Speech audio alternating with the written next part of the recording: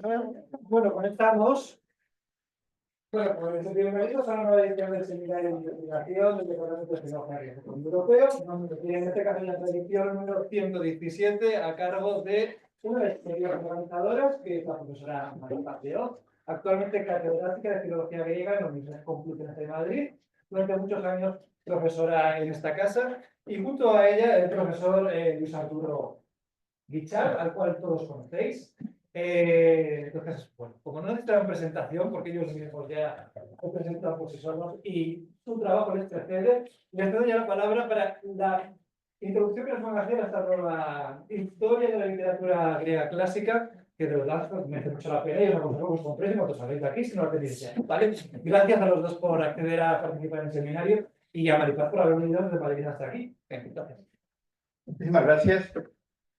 Muchas gracias a los profesores Pedro y Hernán Lobato que organizan el seminario y al Departamento de Filología Clásica Indoeuropeo por organizar esta presentación, que yo creo además que es una cuestión de absoluta justicia porque el autor del libro que presentamos fue durante mucho tiempo profesor de esta casa y quien lo presenta conmigo también. Entonces, todo queda en casa. No se presenta muy a menudo una historia de la literatura griega en español, con las características que tiene esta.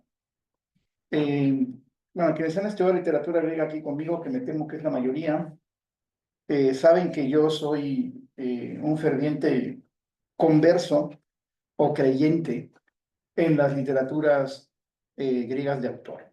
Es decir, las literaturas de varios autores son muy interesantes, pero muchas veces no pasan de ser una recopilación de artículos. Es decir, son muy interesantes, cada uno de los que hacen esos capítulos pueden ser grandes especialistas en lo suyo, pero luego, leídas de tapa a tapa, pues uno se encuentra cosas muy divertidas. Yo recuerdo una historia de la literatura griega, no voy a decir cuál, de estas poliautorales, en las que las 4 o 5 personas que hacían la parte de poesía arcaica, es decir, el que hacía Homero, el que hacía Hesiodo, el que hacía el Jambo y el que hacía la elegía, tenía una idea de la oralidad y la escritura totalmente diferente y una cronología totalmente diferente.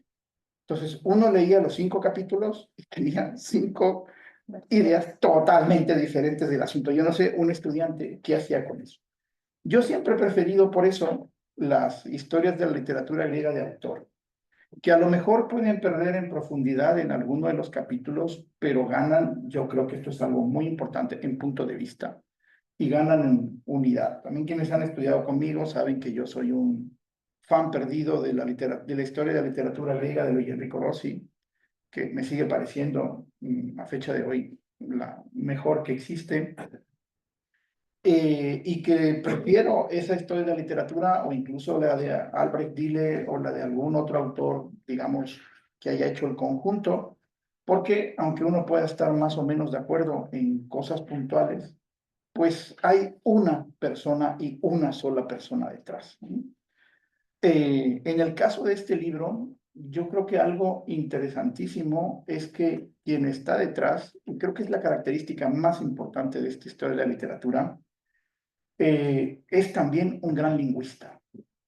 Creo que es la primera historia de la literatura griega que tenemos en español, que está hecha con alguien que tiene una perspectiva de la historia de la lengua paralela a la de la historia de la literatura, que puede parecer algo obvio, en el fondo lo es, pero que no es tan fácil de encontrar y que hace que este libro entonces tenga algunas características que lo diferencian clarísimamente de otras historias de la literatura en otras lenguas y de otras historias de la literatura en español que tengamos a la mano, que tampoco tenemos tantas, ¿eh? Y eso que últimamente nos ha ido bien, y últimamente pues tenemos el libro del profesor Torres Guerra, el libro del profesor Juan Signes, ahí podemos añadir algunas que ya existían antes. No nos ha ido mal en español últimamente, sin embargo, esta yo creo que ocupa un sitio especial, en primer lugar por eso, porque su autor tiene una perspectiva de la historia de la lengua que es paralela a la de la historia de la literatura. Y eso hace que algunos capítulos, por ejemplo, sean interesantísimos. El capítulo que tiene este libro, por ejemplo, de la historia, de la prehistoria de la literatura griega, que si uno coge el libro, Homero comienza por ahí, de la página 70 o por ahí, todo lo anterior Es una excelente prehistoria de la literatura que tiene una serie, yo creo, de entrecruzamientos magistrales entre la historia de la lengua, la historia de los dialectos y la historia de la literatura. De manera que cuando uno llega a Homero, tiene una perspectiva completísima que yo creo que otras historias de la literatura no tienen. Lo más interesante de este libro, o una de las partes más interesantes, es la que está justo antes de donde comienzan todas las historias de la literatura. Y que es donde se nota el enorme dominio que tenía el autor de la historia de la lengua. Y ese dominio de la historia de la lengua se nota a lo largo de todo el libro. Eso además está hecho de una manera que no asusta al lector, que es algo que me parece también sorprendente. Esta es una historia de la literatura griega que no tiene una sola nota al pie de página. No cita ni un solo texto griego. A mí me parece algo dificilísimo de hacer en una historia de la literatura. Y menciona 3 o 4 palabras en griego, todas transcritas. Entonces, uno lo coge y se pone a leerlo y es ameno, es entretenido, se lee sin interrupciones. Cuando la gran mayoría de las historias de la literatura exigen de su lector, yo creo, muchísimo más detenimiento erudito, ir mirando las notas y mirando los textos que se citan, etcétera. Entonces, por una parte, tenemos la característica particular de la formación de su autor, que es algo, yo creo que es muy interesante, y por otra parte, hay un gran esfuerzo que se nota que ha hecho el autor, el profesor de Oz, en que las innovaciones de esta literatura las note solamente el especialista, y uno las nota, por supuesto, pero quien lo lea de entrada, un lector culto, si es que esto todavía existe, un lector promedio culto que no sea de clásicas, pues yo creo que lo recibe el libro con muchísimo más interés y de una manera muchísimo más fluida que si el autor hubiera hecho una versión, digamos, erudita del texto. Tiene una superficie, hablaba con María Paz hace un rato, es un libro que tiene una superficie muy accesible, muy tersa. Y desde ese punto de vista está en una tradición de una serie de libros, incluso en su propio formato, ¿no? De la gran tradición de los libros de bolsillo, de la literatura centroeuropea. El más cercano que a mí se me ocurre es el Récit de literature grecque de Jacqueline de Romilly, que es el libro que todo el mundo usa todavía, a pesar de que es del 80 y tantos, en Francia para enterarse de qué va la literatura griega. Y que al igual que este es un libro de bolsillo que circula, que se puede llevar a todas partes, y que es la gran tradición de la alta divulgación. Textos que, aunque tienen muchísima filología, tienen lo que yo suelo llamar criptofilología, ¿no? Que no echa para atrás a un lector no especializado y que logra que los conocimientos, aunque muchos de ellos sean muy, muy rebuscados y estén totalmente al día, se absorban sin gran dificultad, ¿no? Mencionaba la parte que tiene que ver con la prehistoria de la literatura griega, pero la parte que tiene que ver con el paso de la oralidad a la escritura, de la que hablaba antes, a mí me parece también absolutamente magistral. Es decir, logra reducir a 15 páginas un debate en el que solamente la bibliografía debe ocupar 15 páginas.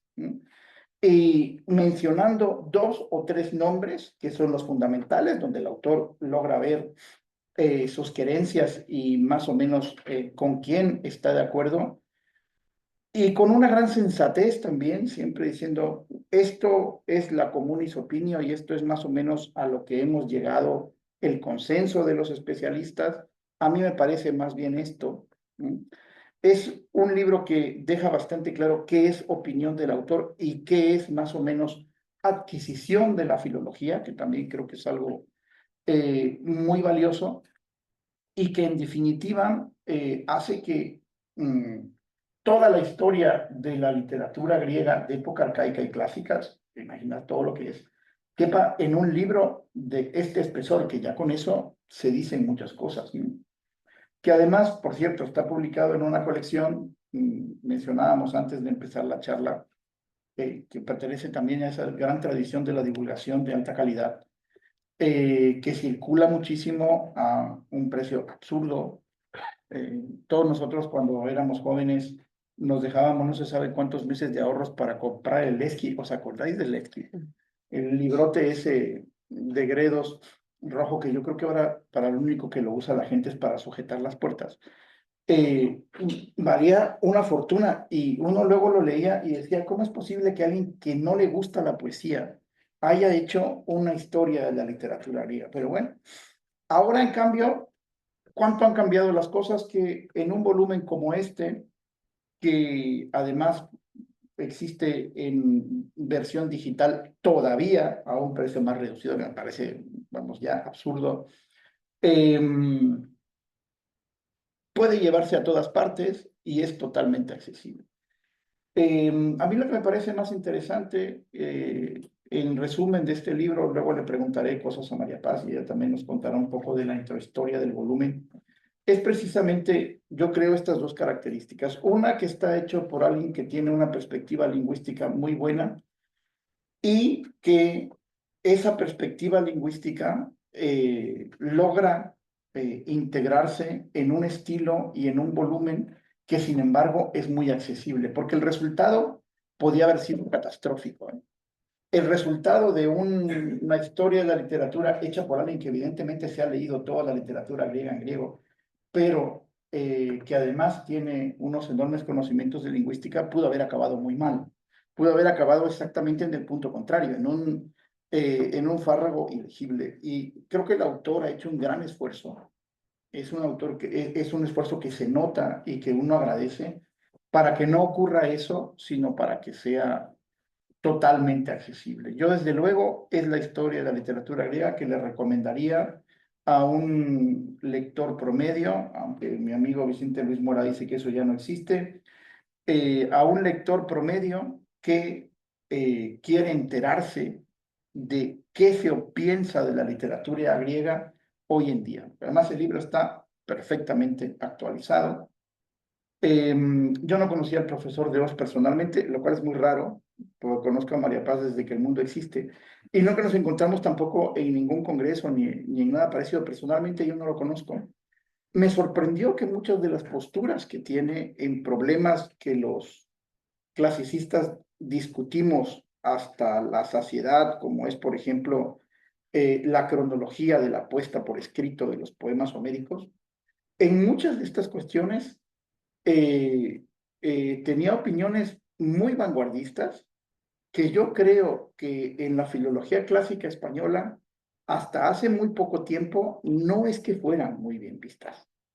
Me sorprendió no solamente que estuviera tan puesto al día, porque eso uno lo espera en un catedrático de filología griega, sino que muchas de sus opiniones acabaran siendo muy frescas y muy recientes. Por ejemplo, el asunto este de la puesta por escrito de los poemas homéricos. Yo siempre, ya sabéis que en ese tema, en clásicas, no es que existan opiniones, es que existen sectas, en cada una con su bandera y cada una más violenta que la anterior. Yo siempre he sido partidario de la teoría de la cristalización tardía de Gregory Nash, y me sorprendió que Mutatis Mutandis es más o menos la que tiene el autor y que implica una serie de matizaciones muy bien pensadas respecto al paso de la oralidad a la escritura, no como fenómenos automáticos, sino como fenómenos que tienen una enorme escala de grises en medio y una gran cantidad de variaciones locales. Otra cosa que este libro hace muy bien es poner en valor la geografía de la literatura griega, que es algo que yo insisto hasta el cansancio con mis estudiantes. Si no se sabe geografía, no se entiende la historia de la literatura griega arcaica. La clásica, bueno, la clásica sí, porque toda nuestra testimonio viene de Atenas, es una casualidad. pero la arcaica, si no se tiene una muy buena idea de cómo funcionaban los intercambios de los diferentes grupos, de los géneros y de las tradiciones locales, no se entiende en absoluto, ¿no? Y él maneja muy bien esto, y me sorprendió, insisto, que en muchas cosas tuviera unas opiniones muy vanguardistas, muy frescas. Creo que se nota que el libro me ha gustado. Y creo que se nota que es un tipo de libro, además, que yo valoro muchísimo, porque logra que los clásicos sean accesibles sin banalizar el contenido, sin banalizar el conocimiento, simplemente por un manejo adecuado de la forma. Es un libro tremendamente erudito. O sea, uno ve que a cada media página hay novedades, hay cosas que uno sabe eh, que son interesantísimas desde el punto de vista científico, pero que está presentado de una manera que no es polémica, sino que es amable, accesible para el lector. Yo creo que la filología clásica debe también tener este tipo de obras si queremos, pues aparte de tener toda nuestra especialización, que debemos conservarla de todas las maneras posibles, si quiere tener también una cierta voz en el conjunto de la discusión, digamos, intelectual, a un nivel un poco más abierto. Yo creo que este libro forma parte de ese esfuerzo, y desde luego a mí por eso me parece un libro muy valioso. Y no sé, María Paz ahora nos dirá cosas muy cercanas, porque como yo les he dicho, no conocía al profesor Javier de Oz, entonces mi juicio es exclusivamente del libro y de otros trabajos suyos, pero a mí me interesaría, claro, para eso está ella aquí, supongo, que nos hable un poco de la intrahistoria del libro, de dónde viene, por qué tiene las características que yo creo que tiene, igual me he equivocado y no las tiene, pero sería interesante que nos hablara un poco del libro, digamos, un poco más de cerca. Pues bueno, yo sí le conocía un poquito y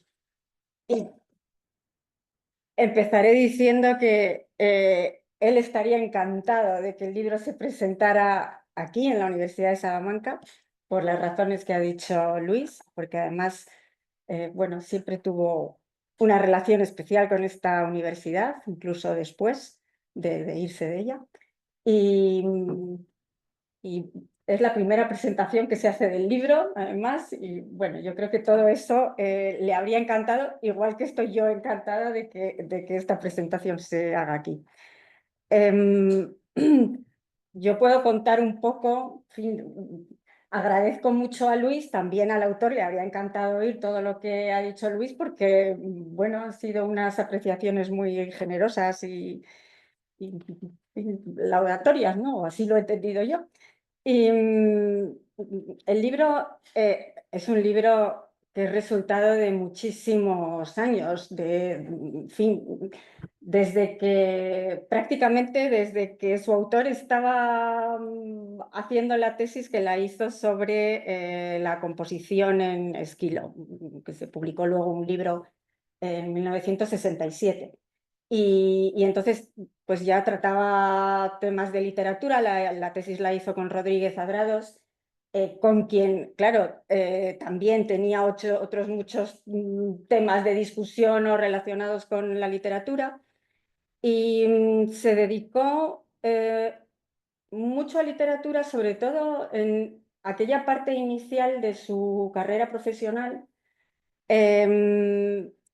En las últimas décadas se dedicó más a otra línea de trabajo, que eran las lenguas paleohispánicas, pero la literatura es algo que siempre ha tenido ahí en primero o segundo plano, según los momentos, y además nunca dejó de dedicarse a la literatura, aunque no fuera desde el punto de vista de investigación durante pues, determinados años sí dando clases. Yo creo que ha dado clases de literatura, pues si no ha sido todos los cursos, prácticamente.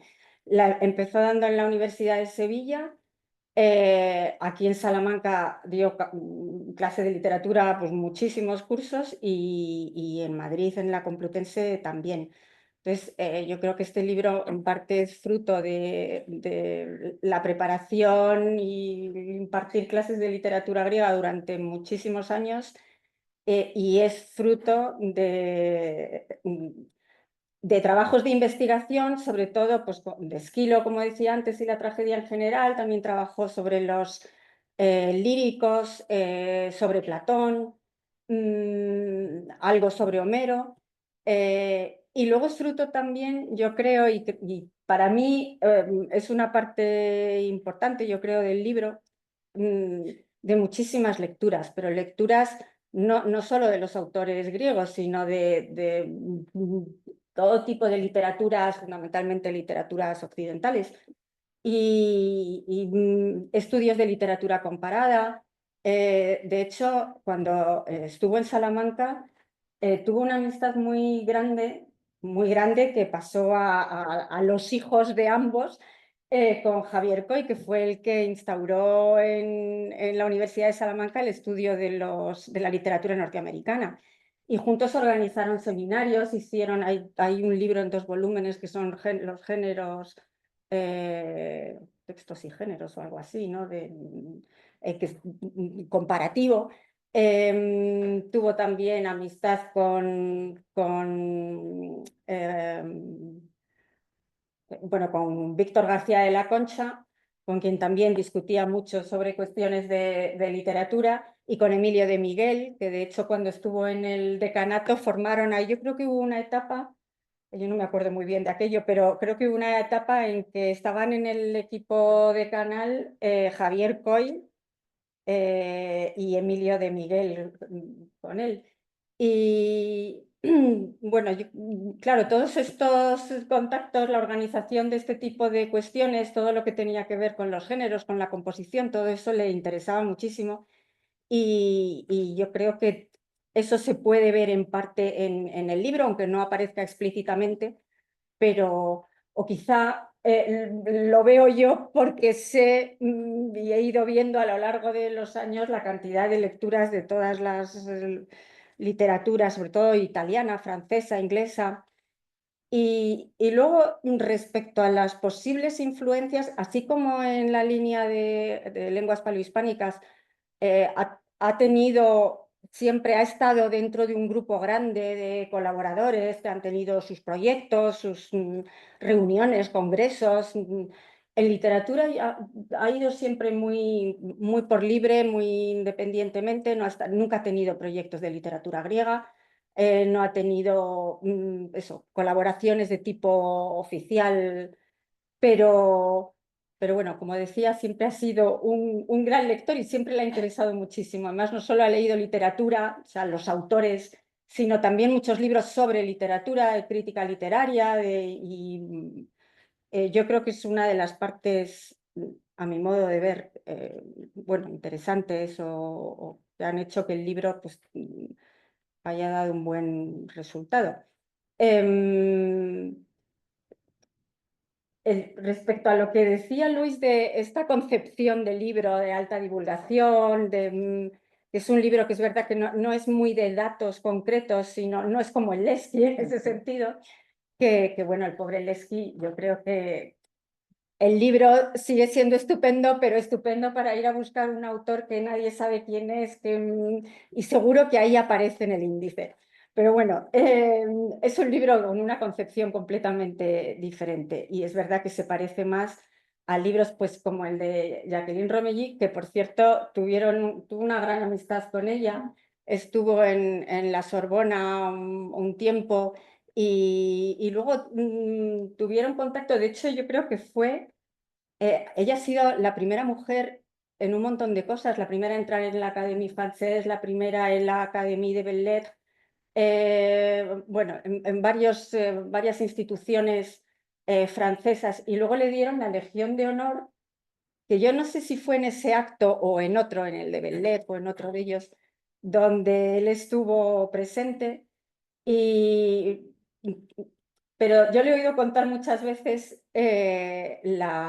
cuando le dieron la Legión de Honor que les ponían una espada porque no se les había ocurrido nunca que una mujer pudiese conseguir ese honor y entonces no habían pensado en otra forma de... Pero bueno, y luego mucho yo creo que debió de influirle o las lecturas por una parte de este tipo de libros ingleses, sobre todo, yo creo que ahí hay mucho libro inglés con esta concepción de más de demostrar la literatura como ejemplo del espíritu de una época en todos sus aspectos. Ahí le interesaba muchísimo la historia y yo creo que eso se ve también bastante en esta literatura. Pero hubo unos años, pues después de hacer la tesis, y sobre todo en la década de los 70 y los 80, finales de los 60, que fue quizá cuando más interesado estuvo en la literatura, vamos, más se dedicó así concretamente a incluso haciendo publicaciones, fue bastante a Inglaterra y allí sí que tuvo una relación de amistad con, pues por ejemplo, con Easterling, que es la autora, y con Knox también, pero sobre todo con Easterling, que es la autora del que los alumnos conocerán seguro, el manual de literatura griega de Cambridge. Y que también es un manual, bueno, tiene otro enfoque, es de otro tipo, pero bueno, es también un manual que pretende hacer llegar al lector al texto literario, entendiendo el texto literario, y así que da ejemplos de textos y demás, pero bueno, se acerca quizá un poco. Allí tuvo también bastante contacto con Dover, el Dover que se hizo famoso con el libro de la homosexualidad, pero que es también el autor de la prosa, la evolución de la prosa griega. De hecho, lo cita en algún sitio en este libro. Y con autores no sé si a través de Dover, porque esto tampoco lo recuerdo, conoció a Andrews, a quien valoraba mucho por sus publicaciones, por ejemplo, el libro de la sociedad griega. Y es un tipo de libros, también le gustaban los libros de Murray, este tipo de libros que son, pues eso, libros que sin dar muchos datos concretos ni hablar de cosas o personas o concretas, pero intentan profundizar pues, en el espíritu de esa época, en la cultura en general, en las relaciones entre las distintas artes, que yo creo que es algo que se ve también aquí cuando se habla de iconografía o, en fin, de los distintos elementos que, bueno, con los que se puede comparar realmente la literatura en cada periodo. Tuvo mucho contacto también con a la que todos llamamos Miss Jeffery.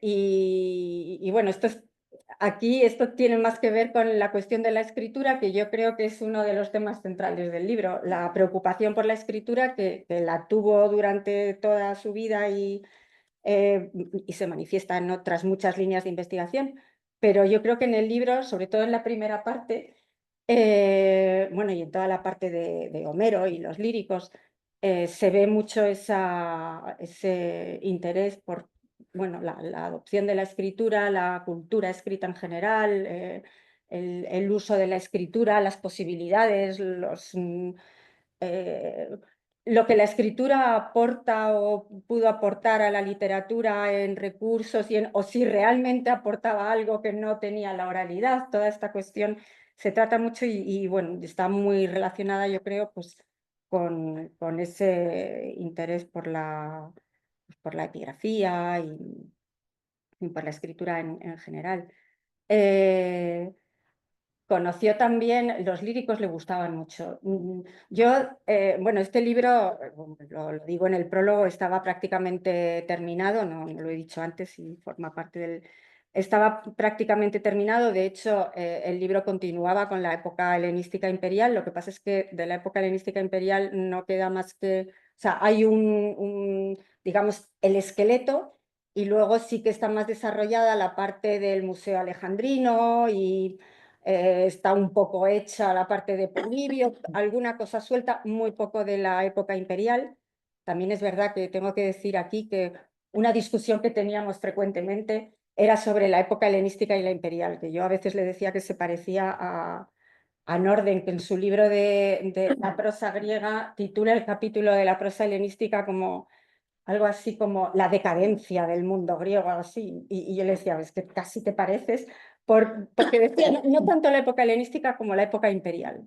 Le decía que no le interesaba nada, que no le parecía que era una literatura, o que es una literatura tan retórica, tan...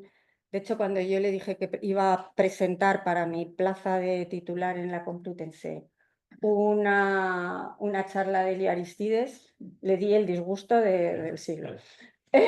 Pero no podía entenderlo de ninguna manera.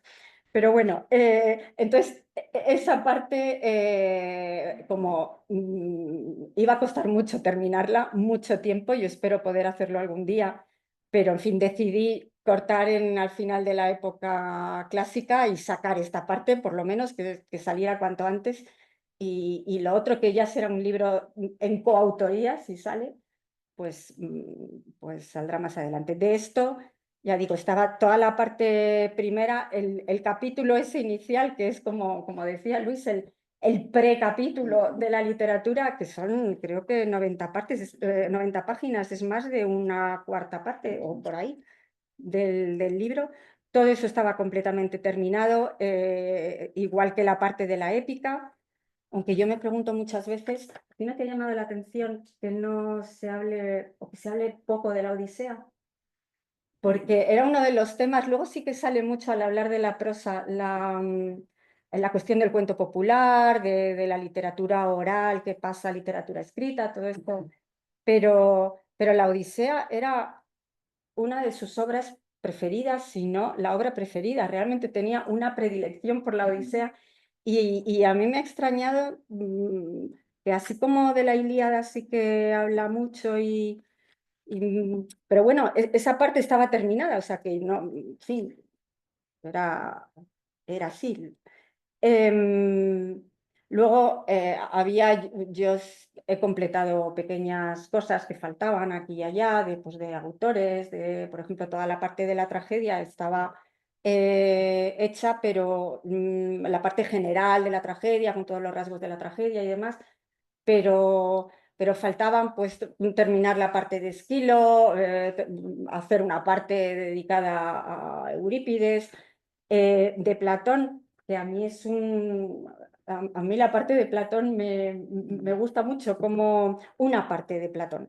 Sobre todo, que es la que tiene que ver con el género del banquete como género literario y todo lo que tienen, no desde el punto de vista filosófico, sino precisamente desde el punto de vista literario y de recurso, de composición, que esto era una de las cosas que más le interesaban y que las que más ha trabajado cuando ha trabajado sobre literatura, la, la cuestión de la composición de las obras, bueno, por una parte de los géneros y luego de la composición de la obra, de los recursos que tenía el autor para hacer la obra de una manera determinada o para centrarse más en un tipo de elementos o en otros o de enfoques.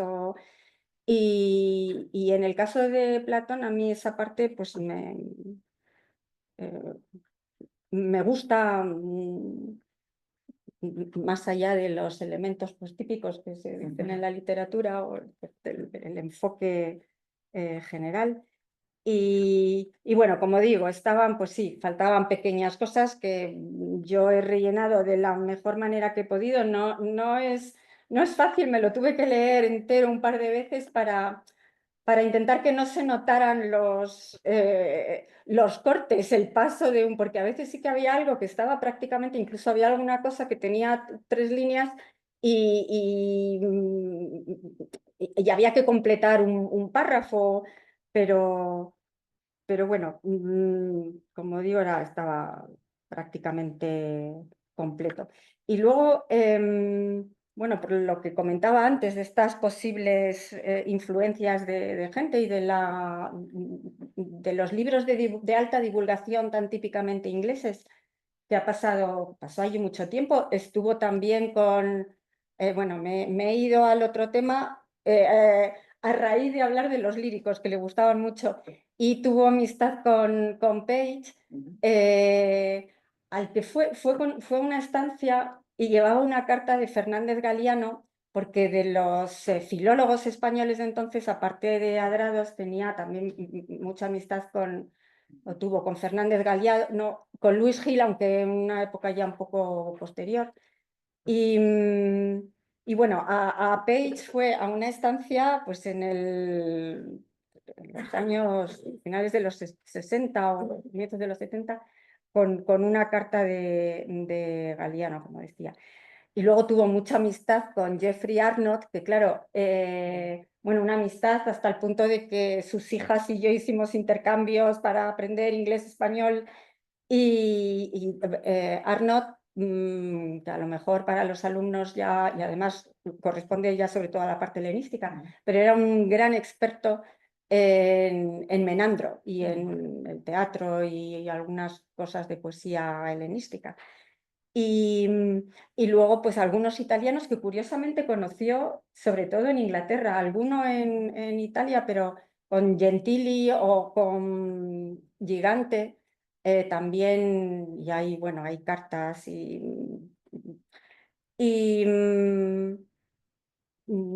pues no sé, más iba más. En fin, me imagino que todo este tipo de contactos y de lecturas y. Bueno, Gentili fue el maestro de Rossi y es verdad que también se puede ver, él era un absoluto admirador de la literatura de Rossi, también le parecía la mejor. Realmente la literatura de Rossi es buenísima cuando uno compara los distintos manuales y pues, en fin, yo creo que a todos ahora nos parece, o a muchos, el mejor manual. Y con Rossi coincidió un par de veces, pero bueno, no tuvo relación, pero sí que le gustaba muchísimo todo el enfoque del manual de Rossi. Y claro, me imagino que todo esto, este tipo de libros, el de Rossi por una parte y luego libros del tipo de estos ingleses divulgativos o el de Romilly o esto unido a todas las lecturas y los libros de literatura comparada y demás, pues en fin, coincidieron o se sumó todo para dar lugar a esta literatura con este enfoque, que es una pena que no quedara terminada, pero bueno, es lo que, y no sé. No, pero esta parte, la parte arcaica y clásica, yo creo que sí está terminada Sí, esta sí. y que sí, vamos, se nota clarísimamente que tiene una unidad y un punto de vista, ¿no? También es muy entretenido ver, es evidente lo que le gustaba más y lo que le gustaba menos. El pobre Hesiodo creo que tiene 3 o 4 páginas. Pues mira, pero es que es como lo de la Odisea, yo Yo no me sé por imaginaba que qué, le no, debía no, pero gustar sí que porque le por todos los gustaba, contactos, pues porque mucho. en cambio toda la parte que tiene que ver con los contactos con Oriente y demás, todo lo que se trabajó muchísimo a partir del libro famosísimo de West y el libro de Watkins, que tiene, bueno, toda la prehistoria, digamos, del mito y de la poesía indoeuropea, por decirlo así. Uno esperaría que en cambio esa parte fuera muchísimo más larga. Y da la impresión de que Pues por eso yo a veces me pregunto si, no sé, porque cuando faltaba algo, pues se notaba, yo lo notaba, que ahí tenía que seguir o que había algo introducido o ponía una notita aquí tal, o, pero esta parte parecía bastante cerrada porque además él pues, al final de su vida quiso dejar esto y se esforzó en. Debió empezar por el principio y decir, bueno, voy a ponerme a ver si lo acabo. Y esa parte pues quedó, yo creo que cerrada, sobre todo porque después de Homero, a partir de ahí, los líricos también, pero luego pues ahí sí había más pequeñas lagunas. Pero esto a mí me sorprende y yo no lo he tocado porque he visto que estaba más o menos cerrada y además pues no, en fin. Em, La Odisea y Hesiodo Hesiodo, también, sí. porque Hesiodo le interesaba muchísimo. De hecho, sí que hizo alguna cosa de Hesiodo, tiene algún artículo sobre Hesiodo. Otra parte que es interesantísima, no he mencionado, es toda la que tiene que ver con el comercio librario en Atenas. Ah, sí, sí. Esa es una parte muy bonita, eso también es una de las partes que yo creo que le pueden interesar más a un lector general, Mm. porque el panorama es muy vivo y las fuentes tampoco son tantas, están muy bien utilizadas. La relación entre el comercio librario, la sofística, todas estas cosas, creo que están fantásticamente bien planteadas también y que lograrían interesar a alguien que no esté al tanto, que es lo más interesante, de los debates especializados acerca de ello.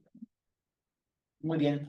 Nosotros podemos seguir conversando aquí todo lo que queramos y lo podemos hacer, pero no sé si abrimos un turno por si alguien quiere preguntar algo y ya luego seguimos hablando nosotros, que no creo que Pues sí, sea la parte más interesante. más o menos por la hora, ¿no? Vamos en hora, Porque sí. aprieta, estoy seguro de que os doy muchas gracias por esta presentación tan interesante y tan rica de un libro que al mismo tiempo es una especie de retorno múltiple, ¿no? Nos habéis traído de vuelta a Javier de Oz, a la universidad, que ha sido la suya y siempre será la suya, y al mismo tiempo sois, creo que desde que organizamos el seminario, pues no que yo los primeros que repetís en este formato, ¿no? De hecho, Maripaz fue la que un poco inauguró nuestra andadura del seminario con el número 100, ya vamos por 117.